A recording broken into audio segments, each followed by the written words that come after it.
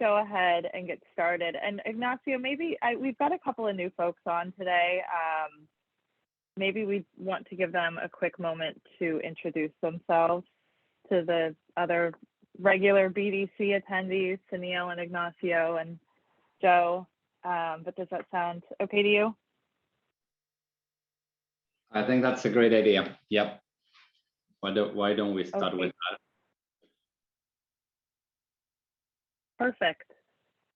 Well, welcome everyone this is the May meeting of the Business Development Committee, and we do have a couple of new folks. So why don't we go ahead, Ignacio, why don't you go ahead and start introducing yourself, because you are the chair of this committee, and then we'll just take a quick moment to go around for others to briefly say who they are.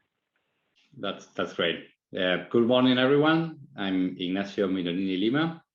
I'm a partner at Brunswick Funes de Rioja in Buenos Aires, Argentina.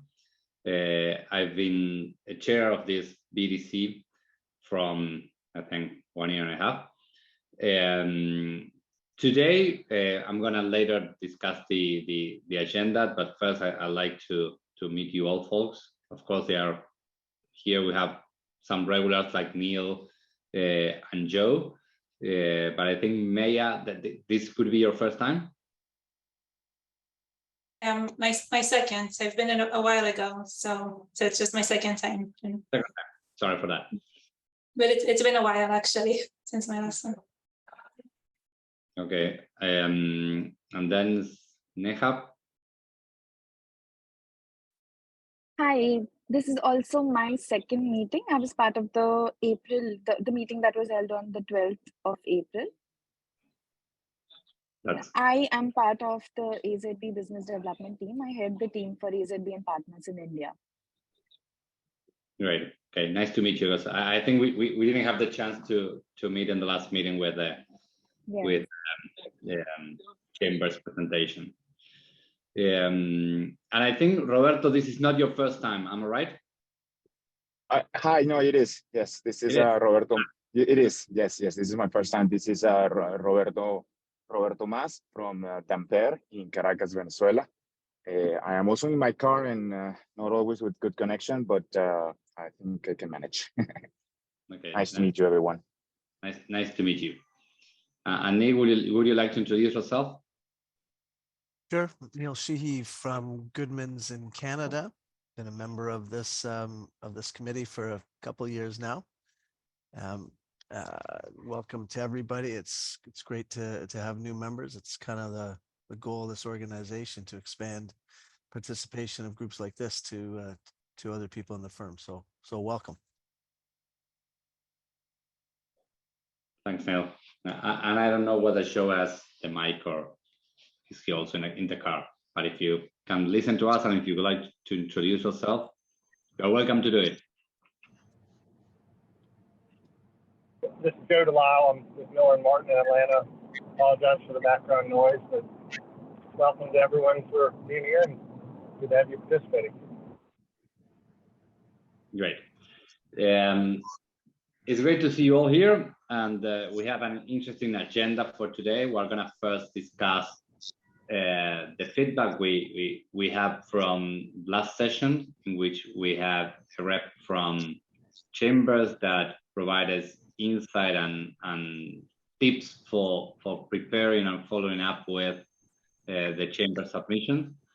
Personally, I think that it was a great presentation. Maybe some of the tips that she gave were already known by us, but it's great to have all the tips together and to refresh our memory from time to time. And then Hannah has attended a seminar on how to build a strategic partnership with clients, and she's going to provide feedback and key takeaways from that. And finally, we'd like to hear you all on ideas that you may have on what topics you would like to discuss or address in the upcoming meetings. So to start with the first item, the key takeaways. Many of you have attended the last session on the Chambers meeting. I think that my I mean, principal key takeaway is that it is of the essence to have good referees and make a proper follow-up of those referees. It's a challenge because we have heard that many referees are put into different lists by several firms throughout the world. So it's frustrating when you put someone in the list and that someone is not contacted because it's been contacted like 3 times in the year. So it's a challenge to select the referee and then, I mean, make it happen that he provide or she provide adequate feedback on your practice. But I would like to hear you all on what are your key takeaways of the meeting.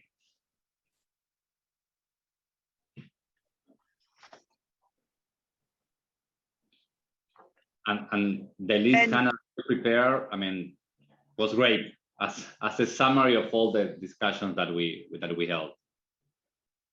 Yeah, so on the, I just dropped the link into, and it was also in the email that went around, the link to the recording, and above the recording, I've listed key takeaways, which he asked me not to circulate in an email to get forwarded and all of that,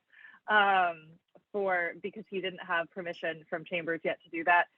But if you log into your account, you can see these online. And really the 2 buckets that we had some key takeaways for were filling out the submission form itself, and then tips for managing referees, which is interesting because some of the things that he talked about in selecting referees is applicable to part 2 of our agenda today, talking about building strategic partnerships with clients. But for those of you who attended, I know Sneha, you mentioned that you did attend. Neil, I believe you were there. Any sort of thoughts or best practices as to how you guys are managing client referrals within your firms?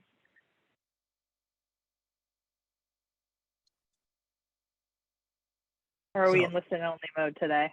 Yeah, Hannah, so I wasn't there. I intended on being there. I think you were not. I sent you that note last minute that I had to duck out, so apologies for not being there. I think Lindsay was there because you guys did have somebody, so it must have been Lindsay that attended. Yeah, I think we had a couple people, yeah.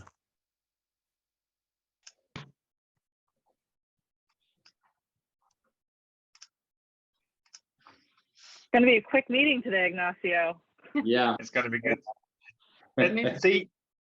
So just from our practice, just in terms of referees, one thing that we are conscious about is, of course, that this whole thing about referees being asked to act as referees on multiple client submissions. And of course, one of the other things that we try and avoid is if a particular referee is particularly happy with one particular sort of team in the firm, but may not be as happy with another team in the firm, just because, let's say, litigation's going sort of not the way they want. We generally tend to steer away from those particular clients purely because one of the questions that Chambers and Legal 500 ask is, so who else in the firm do you deal with, and what are your so they take this opportunity to ask about any other contacts or touch points they have with the firm. And then that's an opportunity for them to potentially rant if they're not particularly happy. And that then sort of inadvertently, whilst, let's say for my team, it is all positive, they're then almost backdoor giving a bad review for one of the other teams. So we try and avoid any of that. So we would generally check with our compliance team just to make sure that in terms of the referees that we are putting forward, there's no ongoing issues that they're looking at in relation to quality or issues around that. The other thing as well is going for a general counsel as a referee all looks good on paper, but do they have the time? And the answer is no. And it's better to actually go to someone that's sort of lower down that chain, who you work with on a more regular basis. They'll be more willing and potentially have more time on their hands to actually give that that referral, or be able to complete those online forms that chambers ask.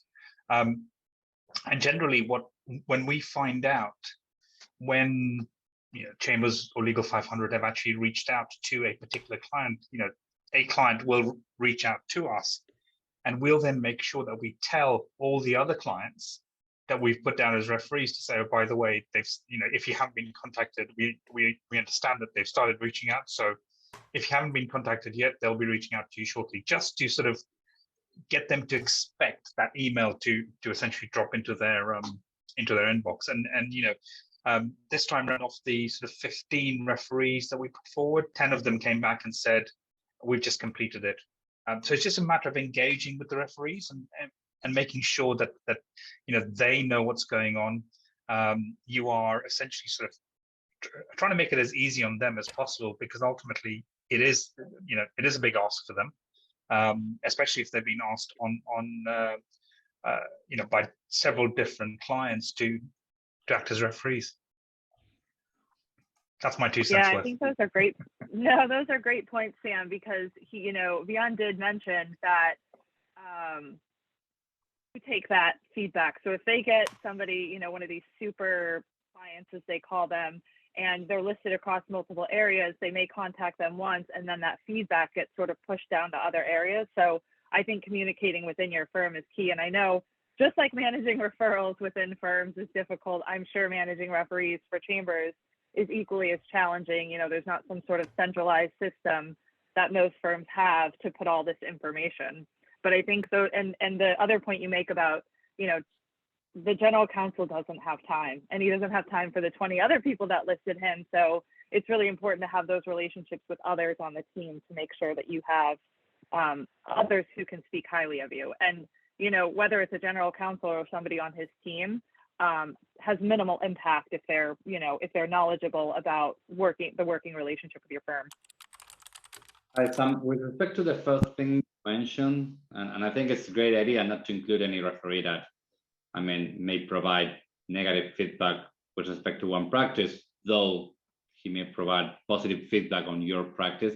How do you manage the internal? That requires a deep level of collaboration among and across practices. How do you manage to identify which client works with which other practice, and how to have a uniform process put together? Yeah, and it's generally, as you quite said, it is a challenging task. So the first port of call would be, of course, our compliance team, our sort of quality and compliance team, to see if there's any ongoing complaints from a client against a particular team. And if any of those, so we'd give a list of our proposed referees to our compliance team to say, are any of these clients involved in any active or recent complaint?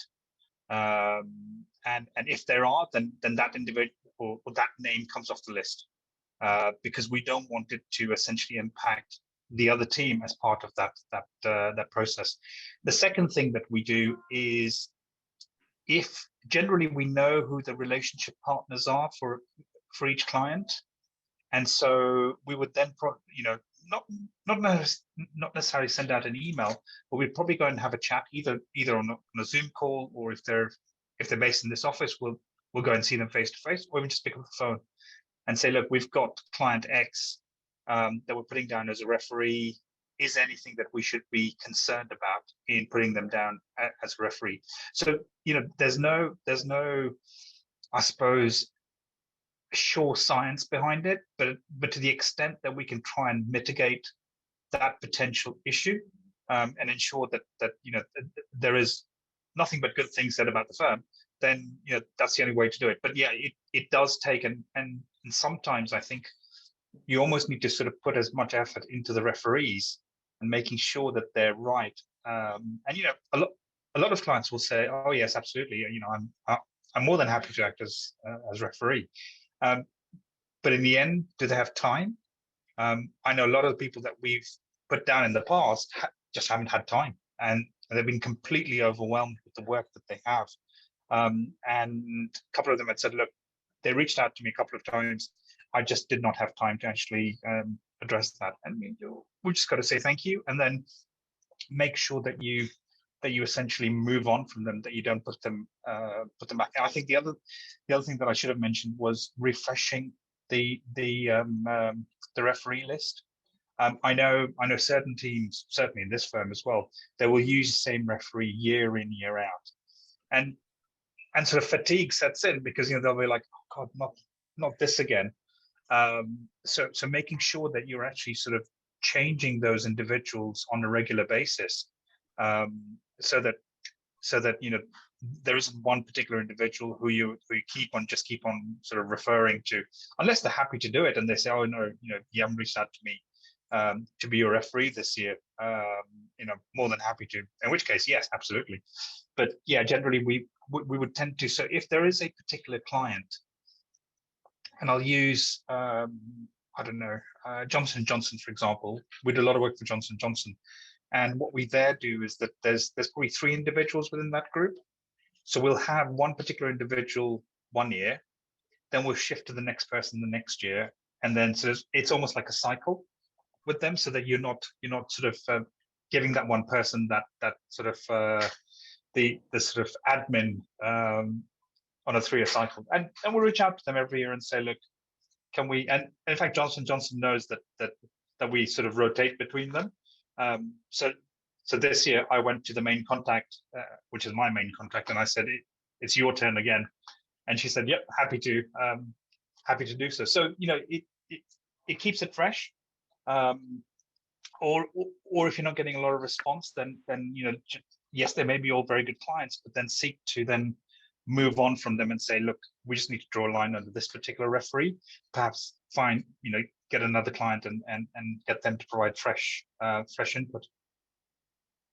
Yeah, Sam, and I think that goes to one of the, and I'll just touch on some of these key points in our conversation that are listed on the key takeaways page. But one of the things that Deanne talked about was not just having the same clients represented in your Client Matters every time, because they want to see that you have new clients. And if this is an institutional client for your firm, they have that feedback from prior years. If it's someone that's been there for 20 years and you've been working on big work for them, it's important to show new work highlights as well. And one of the things he also mentioned when it came to the referees is match up the referees with the work highlights. So one would think that if you have new work highlights, you should have some new referees coming in as well, so that there should be a good balance of both old and new when it comes to your work highlights and when it comes to the referees. Absolutely.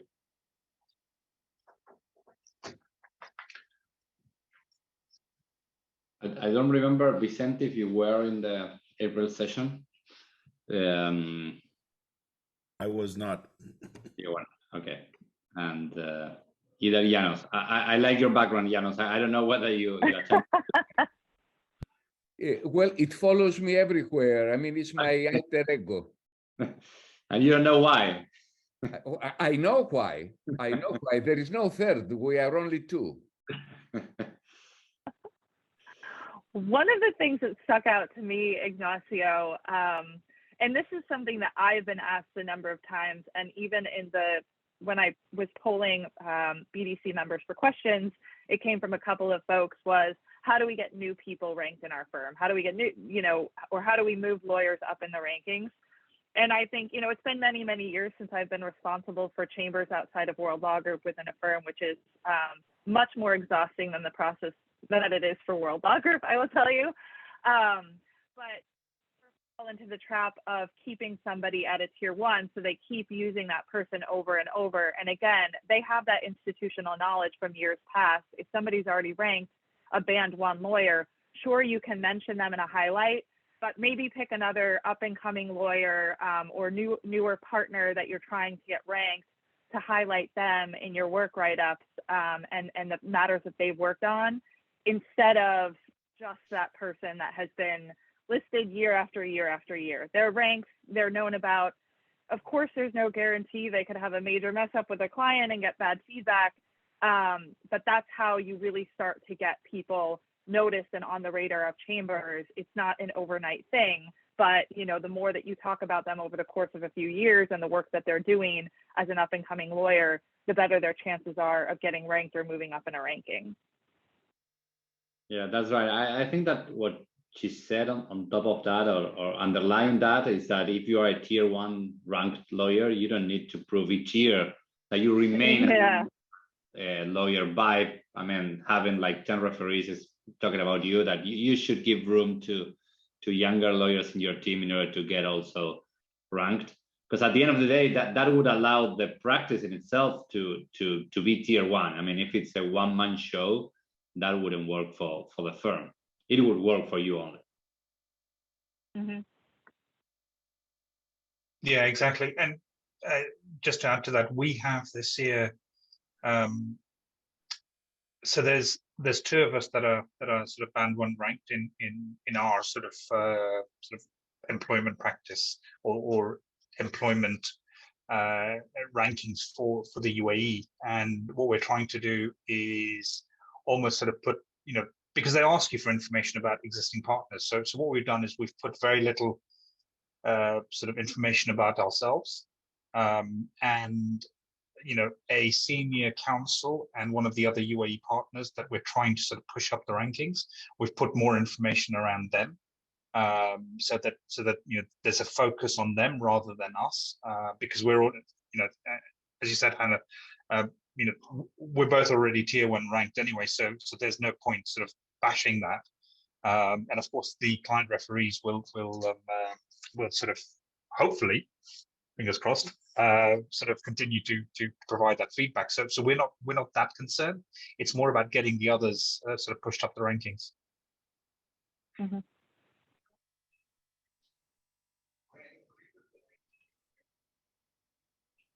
Okay. Anyone else that would like to share his or her views? If not, I think, Hannah, we can move to the next topic, in which you will be like the star speaker. So, the keynote speaker on this webinar. Ignacio, I think I took the moderation role. I wanted only to make a point, because I am in Washington, D.C. I am at the IBA IFA symposium. I'm afraid that after approximately a quarter of an hour, I will have to leave you guys, but I wanted you to know so that I'm not misunderstood. Thank you, Janos. Thanks for that. Thanks, Janos.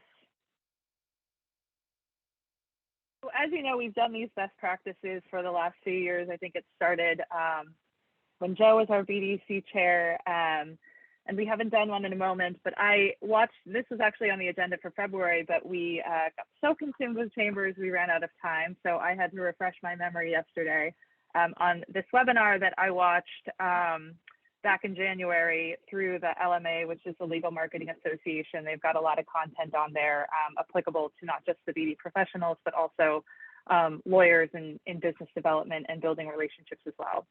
And so this webinar had panelists. One was the Senior VP and Chief Legal Officer at St. Jude, and the other was the Assistant General Counsel for Labor and Employment Law at Air Canada. And they talked about how you build strategic partnerships with clients. So I do just have a couple of slides to follow along with my notes. So let me just go ahead and share my screen. And I do want this to be, this isn't just me talking at you. If you guys have something to chime in, something that you've heard from clients, please do feel free to jump in.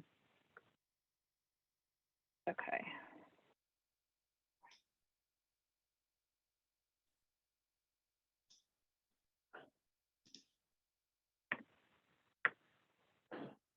Can you guys see that now?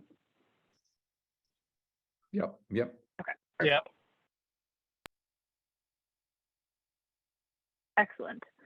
So the first thing that they talked about in the webinar were value as clients from their law firms. And some key things came back throughout the course of the presentation that they gave that were important to them. One, understanding the environment, mission, and value of the client's firm. to understanding their industry. And we'll get to some of these points and how you can do that in further slides.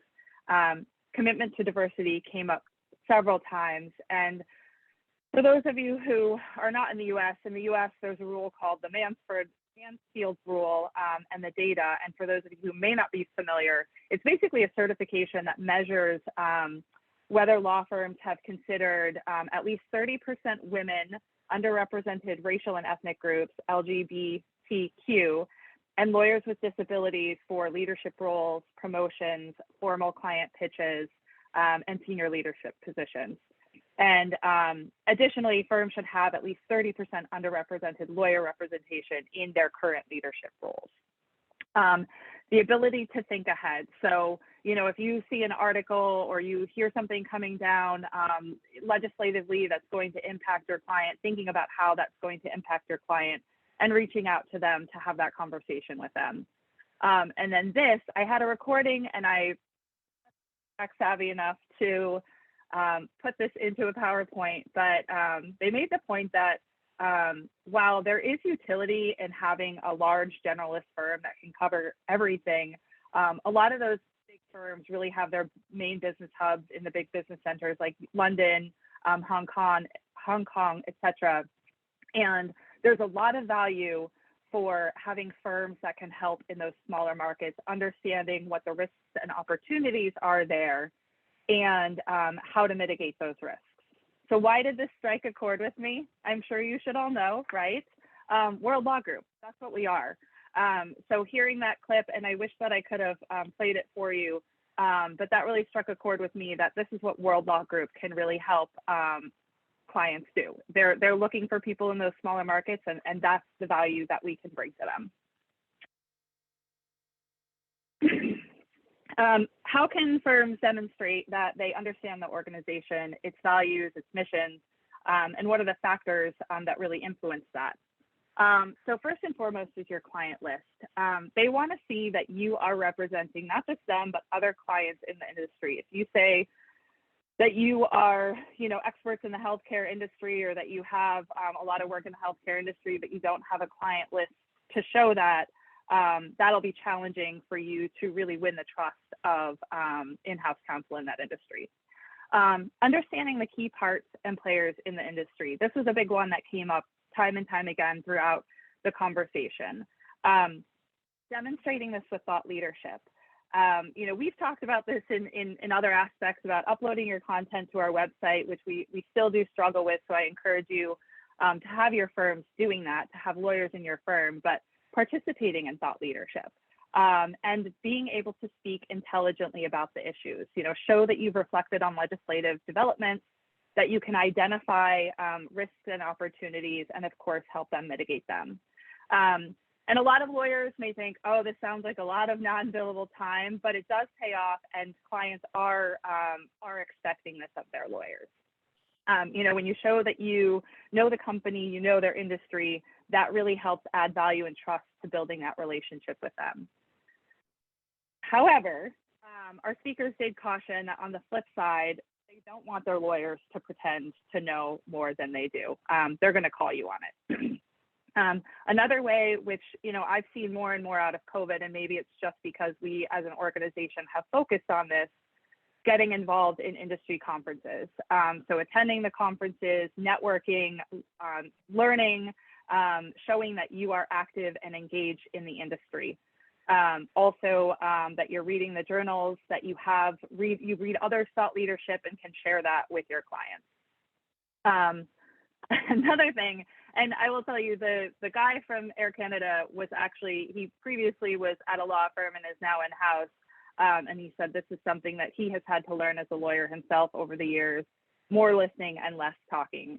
As a professional, he felt that a lot of lawyers need to really focus on listening more to their clients and spending less time talking at them. And then, of course, showing diverse teams. They don't want you to come into their office for a pitch or for a meeting with old white men. So, not just saying that you have diverse teams, but actually showing that and getting those folks involved in working with the client. Anyone have any thoughts or any comments that they want to chime in from their perspective so far?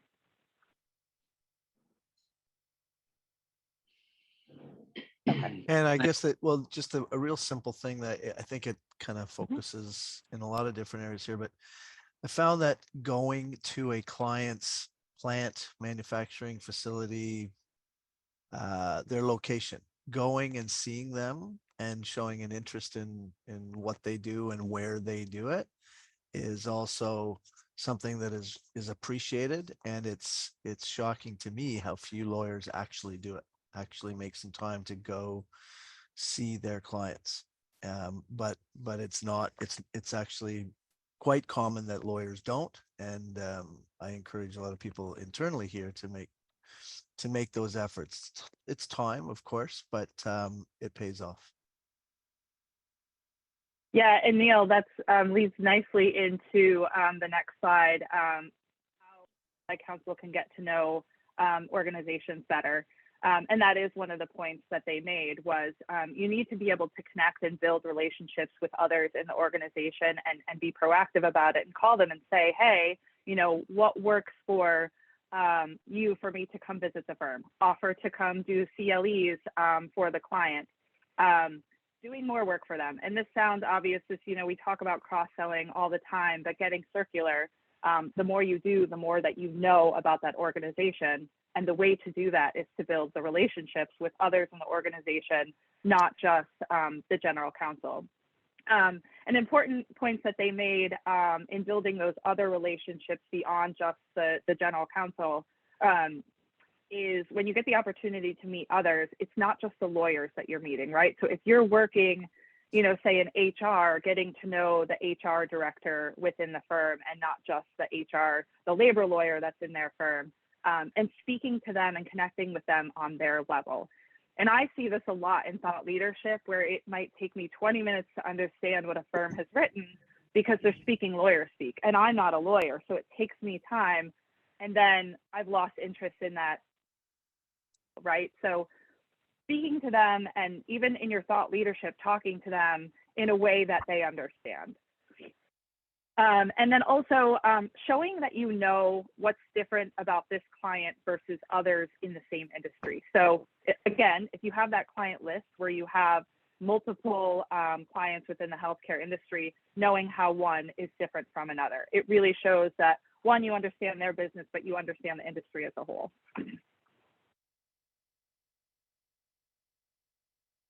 Okay, so what does building and investing in a long-term relationship, which is ultimately what clients want? They don't want to have to go back to the drawing board every year, every couple of years, finding new lawyers. So what are some of the keys to building and investing in a long-term relationship within in-house counsel? What does that look like? Like I said, first of all, that's what clients want. They want to build these long-term relationships. That being said, there are walkaway points, which I will talk about a couple that came up time and time again throughout the conversation. But how do we do that? For some, it could be as simple as proximity. The gal from St. Jude had talked about how she had to be out of the office for a week and it was an inconvenient time. And so she called up her local counsel and that person came and sat in her desk. They obviously were still working on other matters, but they were sitting in her office. And, obviously that's not realistic for every situation, but it is something to think about. And again, being proactive, we talked about that. If you see something that's coming down the pipeline that's going to affect them, call them and say, hey, we want to be concerned about this. Let's talk about how we can mitigate this, or let's talk about how we can capitalize on this opportunity. Keeping up with the news will help you do that, whether it's your daily podcast or quick news items that you're reading, and sending those over to clients to show them that you're going to say, hey, read this article, thought of you. Making sure that your relationships are not just for business transactions. And I think this is something that I've seen our World Law Group members do really well with each other. It's not just about going in and talking business, but understanding what their interests are, building true relationships with them and with others in their firm. Analyzing the relationships. This again comes back to really getting to know others within the firm and not just the GC. And then, of course, finally, this came up many, many times, which I know is a struggle for a lot of firms, is long-term pricing. You know, they don't want to have to go back to every single year to renegotiate pricing. And, you know, talking about the walk-away points, this is one. The gal from St. Jude had said that they were working with, and when she confronted them about pricing, they said, this is what our peers charge. So they walked away. You know, in their minds, there are a lot of mid-tier firms that aren't charging what the mega firms are charging that are going to do great work as well. You know, so pricing being one of those walk-away points. The other one that was a big stickler was not being made to feel like a priority. You know, just because they don't have a huge volume of litigation cases, they still want to be made to feel like a priority. So those were just sort of, and sorry, I was delayed with that slide, but those were just some, I wanted to get this in under 10 minutes. But did anybody have any sort of thoughts or feedback? I know Juan Manuel's firm, another one of the things that they had suggested was getting that client feedback and really implementing it and being strategic of how that's done. And I think it was back in October, maybe of last year, that Juan Manuel had presented to us on his client feedback program and how it's evolved over the last couple of years. But does anybody have any thoughts or comments on that? I'm not pushing back. I'm not pushing back. I will make a. You are welcome to push back. I will make a comment, but I want to say I'm not pushing back on the last two things, but on those last two issues on pricing and being made to feel a priority. You know, I deal with a couple of our very large corporate clients. One of them has a slogan that has, externally they say something about the prices being very low every day, and internally they have another slogan talking about the cost for them. And I can tell you that, you know, sometimes the ask regarding pricing and being made to feel special is very hard to deal with on the other end. And again, I'm not pushing back, but I have found that sometimes, you know, you are able to navigate these relationships by addressing the issues periodically and touching back, and sometimes you are able to, you know, through personal connection and professional connection with the client that's periodic, being able to straddle that. And you know, sometimes it's also an issue of with these sort of clients, you know, at least my aspiration is always to maximize share of wallet with those clients. Sometimes it's just not possible, and sometimes it's you know, you're able to have a very long-term relationship and really focus on stuff where you feel that you have a sweet spot, that they really have a need for you, and that you're able to get out of this trap of you know, lower the fees. But I mean, this is especially hard with large clients. With I guess medium-sized and smaller clients, that is also an issue. But I mean, that's where I sometimes am willing to and we, I guess, as a culture, are willing to back down, because we are able to maximize share of wallet, and there's really a volume thing going on. But you know, that comment about, you know, we cannot give you volume, we need your fees to be lower, and we need to be made special. You know, I'm not pushing back. I don't want you as a client.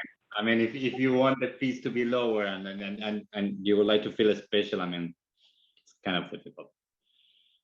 Vincente, I agree with you. I'm not pushing back either, but one of the challenges dealing with some of our World Law Group mandates is you maybe have a very big client that's doing a deal that you'll quarterback for the world, but the Canadian piece or the Mexican piece might be very small. And we typically get pushback on our fees for a mandate, for a pitch mandate that we don't even have the work without a guarantee of any ongoing. We find that very difficult too.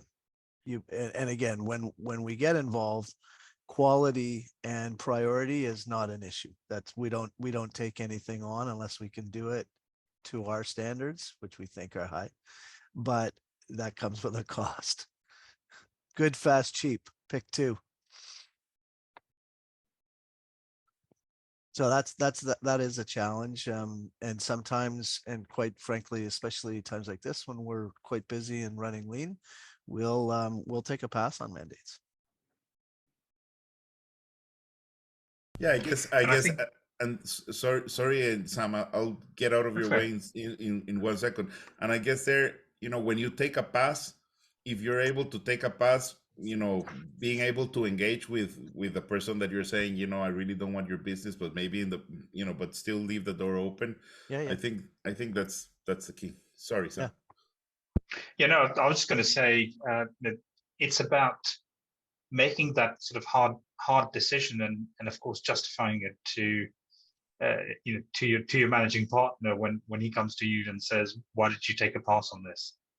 And saying, well, these are the reasons, because I just didn't think that it was worth it. And bizarrely, taking a pass on certain matters, we found certainly over the past couple of months or so, because the clients come back to us to say, your fees are too expensive, we can't do that, and we're like, sorry, we can't do it any cheaper. We're already at rock bottom. And if you want, and of course they want to turn around within 48 hours, and you're going to sort of deploy resources away from other work that's ongoing and for sort of key clients. And we've said, sorry, we just don't have the capacity to take it on, and you don't want to pay the price. Of course, not in those terms, but quite nicely. And when we've said no to them, they've then said, okay, now we really want you. So yeah. We've found that too, Sam. It's the most bizarre thing that they've I had a client a couple of years ago said to me, well, the rates you've quoted me are more expensive than Clyde & Co.'s rates down the road. And he said to me, well, look, Clyde & Co. are giving me a 25% discount. And I said, you know what? If Clyde & Co. are giving you a 25% discount, take it. Right? I said, because I know they don't usually offer that. And tell me who's offering that to you, and I can offload work to them, get them to do it, on a subcontractor basis. I can still make money on it. And he laughed and he walked away. And 2 days later, he came back and said, okay, can you send me your terms of engagement, because I'd like to sign up. So it's that whole reverse psychology works really well. But I think a lot of things that you're saying, Hannah, through these discussions, we're finding a lot of that, because we have a client quality program that's ongoing at the moment, and we don't send any of the partners or any of the key relationship managers to these meetings. It's done by our quality and compliance team and someone from our marketing team. So that and of course, in this part of the world as well, culturally at times people aren't comfortable, sitting in front of their contact and saying you did a rubbish job. So the idea is to keep it very, very sort of independent, and essentially be able to have those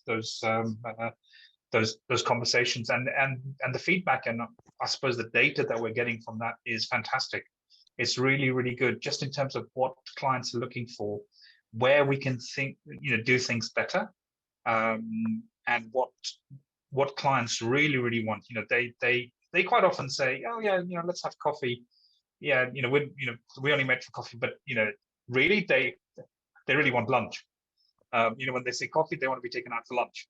So things like that that's actually coming through. Or as you said, be a bit more bespoke, a bit more personal with the with the emails that you send. Say we've just someone in our firm just written this article, or I've just seen this in the press. I thought I'd share it with you in case you haven't seen it, because I know you have an interest in it. And that goes to key to understanding, of course, the individual and also their business. The fact that you get that, and simple things like I was on a call a couple of weeks ago where the individuals, and it's not a consulting firm, it's not a law firm, but they refer to their employees as associates, and they're doing a sort of worldwide sort of restructure exercise. And so they, the fact that I started referring them to associates as well rather than employees, really sort of got the got the ice broken. So using their internal lingo for their employees, or how they refer to certain, they're saying that, okay, fine, or we're demonstrating that we know where they're coming from and we're talking their language. And one further thing that I think it applies mostly on litigation or arbitration: do not oversell to your client the chances of success. I mean, I've been in many pitches in which other firms say, okay, we're going to put a strong defense and we're going to succeed. And at the end of the day, the client wants to hear the truth and the actual chances. And if you tell the truth in a candid way, you may succeed in this, but forget about claim X and Z. I mean, they appreciate that, and you create a bond there. Yeah, absolutely. And I think along with that, being able to, not sort of overpromise, is to also be commercial. Is this actually worthwhile going to court? And saying to the client, look, your costs are going to be X to actually go through to the court or defend this, and plus potentially our fees. So if you put all of that together compared to what the individual's claiming or a potential settlement offer, of course, we'd rather that they pay it to us than the employee, certainly in my case. But from their perspective, is it commercially viable to actually fight this in court, or just try and resolve it, because that's going to become less management time, less admin, and not having to go through the sort of 6 or 7 months of rigmarole before the local courts. So commerciality is key. And at the end, it's a win-win situation for you as well, because every time, a client reaches a settlement, it's happy about that. But if he loses the case, he's not gonna be happy, even though he knew in advance that the case was challenging. Yeah, absolutely.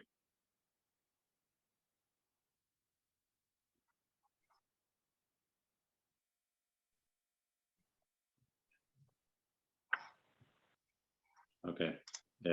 Thanks, Sam. Anyone else like to comment on Anna's presentation? This is so valuable. I wish I could get this out to all of the people in my law firm, I guess.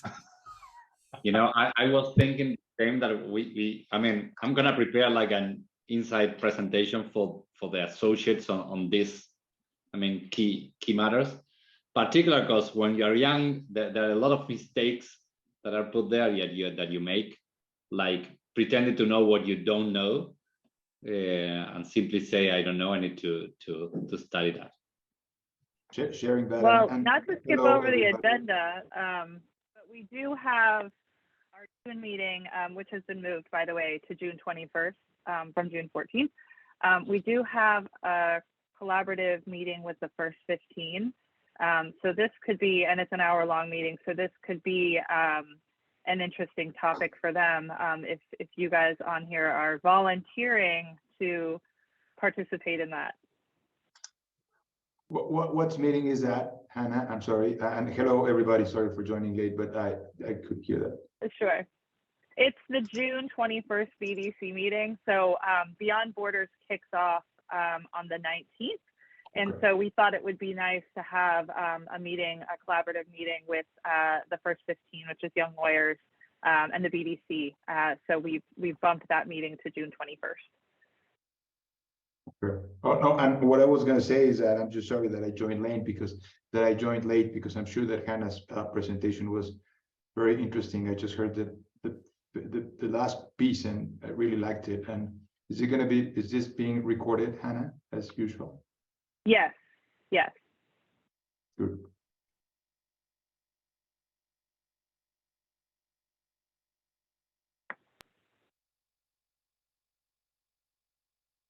Thanks, Vicente. We do have a volunteer.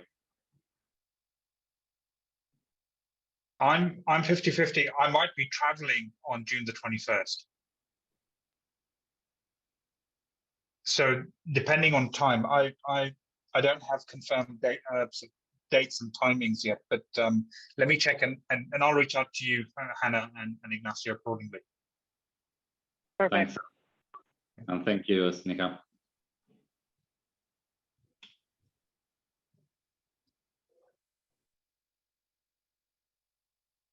Okay. Okay, I think we've got about 5 minutes left, Ignacio. Yeah. So the idea would be to go one by one in rapid fire of ideas that you may have to for topics to be discussed in upcoming meetings. But as we have only 5 minutes, I would propose to make it, more general. So not going one by one. If anybody has any idea of or has any proposal that any matter that they would like to discuss, please raise the hand and jump in. Yeah, and this could be at an upcoming BDC meeting or collaboration with marketing and BD pros. It could be something for a regional, something for a conference. We're just looking to hear, when we have these conversations, which I think we probably could have continued the conversation about client development for a while today. But if there's something additionally, Sam said something that struck me when we were talking about chambers, which was, making sure that you're chatting with the lead partner on a client to make sure that there's not any issues within the firm, and maybe sort of how do we internally mitigate those issues when they happen. But, if anybody has anything in the next, we've got 5 minutes left. I think the presentation that you just talked about, Hannah, would be great to do at a conference, frankly, just to go through and have people throw out there what, based upon discussions with in-house counsel and based on, best practices like Sam has in terms of how you approach clients and specific, not get to know your clients, but specifically like what are the things, the best practices. I think that would be very, very valuable for a conference. Great. And also for the regional conferences in which you have like senior associates and young partners. Agreed.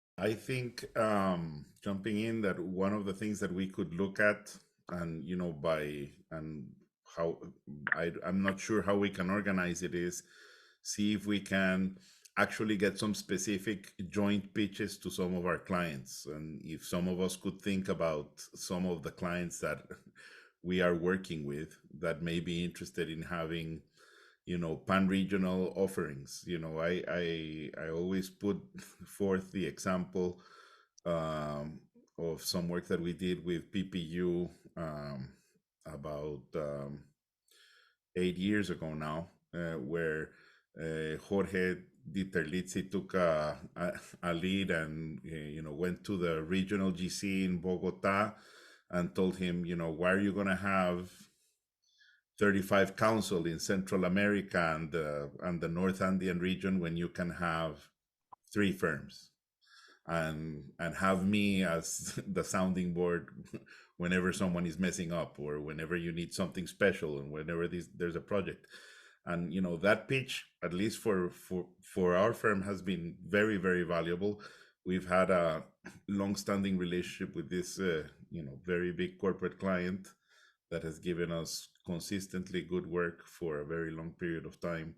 And I think it makes for this client and for this GC, I think quitting the relationship, and even if the GC's flip changes, because his role has changed now, he has another responsibility, makes it harder for them to quit the law firm, because they're not quitting a law firm, they're quitting 5 or 4, and they're quitting the management, unified management of around 75% of their affairs. So that's one thing.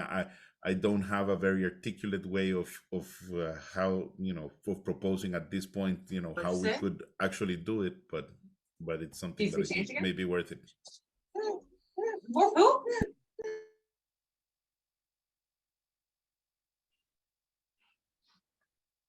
That's the proposal. And that's a great idea. I mean, historically, we've been more reactive than proactive in looking for opportunities for the Warlock Group. I mean, every time a client asks for, a referral in X jurisdiction, we can provide a name and make an excellent recommendation. But we've been not active in general in going to the client and do this type of thing, saying, okay, we have a network and we can you can work with us in several jurisdictions as if it were just like one team. Yeah. Yeah, and Jeremiah from Sagri Drinker had proposed something sort of similar, which I think we could sort of mold how this would work. But at the conferences where we already have, all of the KCPs attending, is there something there where there's a client regionally there that you guys are already coming for the conference? Maybe come, thanks Neil, maybe come a day ahead of time to do this sort of joint client pitch, if that makes sense within the region. And, that might be something that we could consider, Vicente, where it's not like you're traveling separately, but if you're already there, we could look into doing something like that the day before a conference. But I think that it's a great idea. Yeah. And I think there we have to be, in my part at least, I am very aware that, we have to manage expectations. Yep. We don't need, we're just like at the law firm, I don't think anyone bats 1,000. You get up to the batting cage and you swing 10 times to hit it, try and hit it 2 or 3. I think we should look at it that way so that it's not bad. I think we're running over our time. I know that I'm gonna say this. I know that there are other network organizations that invite clients to the annual or meetings in order. Clients that do have like an international reach, in order to know other law firms and maybe create bonds and try to close deals. But again, it's a different format than the meetings that we are used to holding, and it's a big change of culture and approach. Yep. And once you invite one client to one meeting, that client wants to be invited every time. Yeah. We